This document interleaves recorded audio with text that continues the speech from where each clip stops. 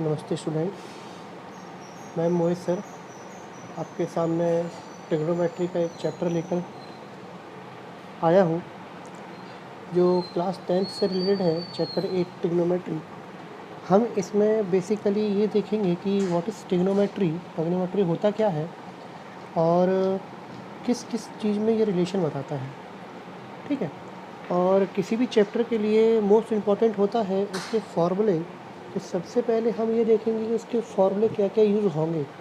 अगर हमको फॉर्मूले समझ में आ जाएंगे, फॉर्मूले पता चल जाएंगे, तो उससे ईज़िली हम उस चैप्टर को या उस चैप्टर को ईज़िली सॉल्व कर सकते हैं हम। ठीक है, तो ट्रिग्नोमेट्री होता क्या है? Basically it shows the relationship between the side and angle of a triangle. किसी भी ट्राइंगल या किसी भी त्रिभुज के उसकी भुजाएं और कोण में रिलेशन बताता हो, संबंध बताता हो, वो कहलाता है आपका ट्रिग्नोमेट्री। क्लियर है? देखिए हम डायग्राम बनाते हैं। ट्राइंगल,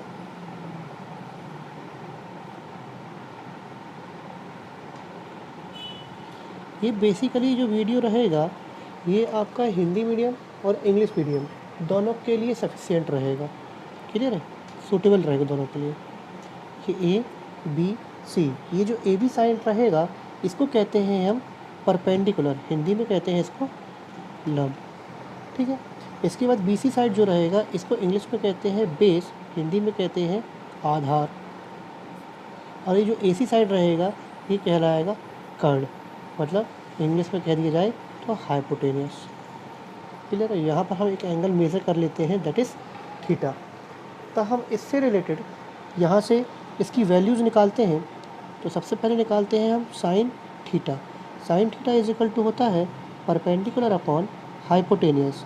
परपेंडिकुलर को हिंदी में कहते हैं हम लंब और हाइपोटेनियस को हिंदी में कहते हैं कर्ण।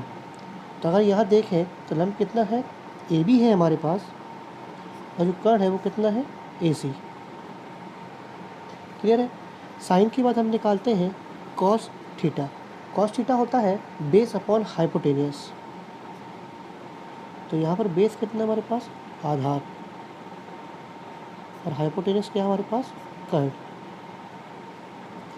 ठीक है, अब आधार जो है या जो बेस है उसको किससे डॉट किया है, बी सी से, और जो कर्ण है उसको डॉट किससे किया है, ए सी से। इसके बाद है टेन थीटा। टेन थीटा होता है परपेंडिकुलर अपॉन बेस। परपेंडिकुलर यहाँ कौन सी साइड है, लंब, हिंदी में कहते हैं इसको, और बेस को कहते हैं हम आधार।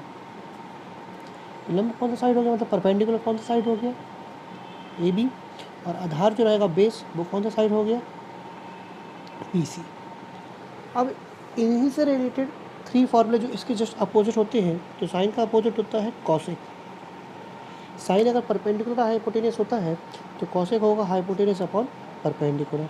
तो हाइपोटेनियस मतलब कर्ण, यहाँ हो जाएगा लंब। तो कर्ण कितना हमारे पास डायग्राम से ए सी, और जो लंब है वो कितना है, ए बी। कॉसेक के बाद हमारे पास आता है कॉस। तो कॉस का अपोजिट होता है हमारे पास सेक। सेक थीटा निकालें तो सेक थीटा क्या हो जाएगा, कॉस का अपोजिट मतलब हाइपोटेनियस अपॉन बेस। हाइपोटेनियस मतलब कर्ण और बेस मतलब आधार। तो हाइपोटेनियस कितना हमारे पास, ए सी, और आधार कितना है, बी सी। अब टेन का अपोजिट देखें, कॉट थीटा। तो कॉट थीटा क्या होगा, बेस अपॉन परपेंडिकुलर। तो बेस कितना हमारे पास, आधार, और परपेंडिकुलर कहते हैं लंब। आधार को क्या ले सकते हैं अपन, साइड में देखें बी सी साइड है, और लंब कौन सा साइड है, ए बी। तो ये तो हो गए हमारे साइन कॉस टेन जो परपेंडिकुलर, बेस और हाइपोटेनियस के फॉर्म में होंगे। इसके बाद नेक्स्ट कुछ फॉर्मूले और हैं जो इसके हम अपोजिट देखें। इसके अपोजिट क्या होते हैं वो देखें। तो फर्स्ट है sign theta. Sine theta opposite होता है आपका कॉसेक थीटा का। तो इसी प्रकार कॉसेक थीटा अपोजिट होगा साइन थीटा का।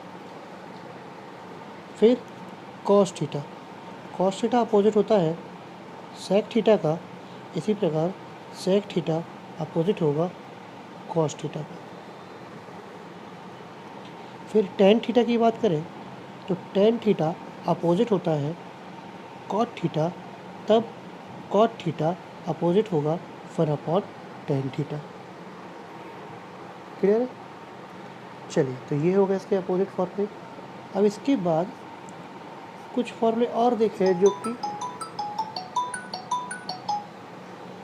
सॉरी, अब इसके बाद हम कुछ फॉर्मूले और देखें जो किस किस के फॉर्म में होंगे, साइन कॉस टेन के फॉर्म में होंगे, लेकिन क्वाड्रेंट बनाएंगे वहाँ पे।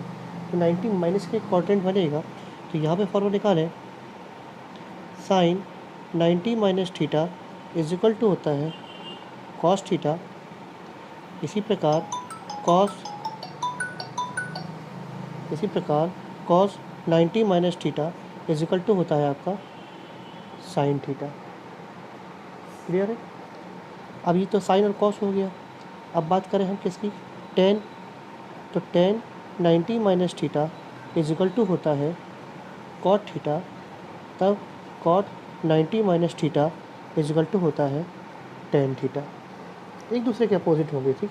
साइन का कॉस, कॉस का साइन, टेन का कॉट, कॉट का टेन, ठीक है। इसी प्रकार हम और देखें तो sec 90 minus theta is equal to होता है कॉसिक थीटा, तब cosec 90 minus theta is equal to होता है सेक थीटा। ये कुछ फॉर्मूले हो गए हैं।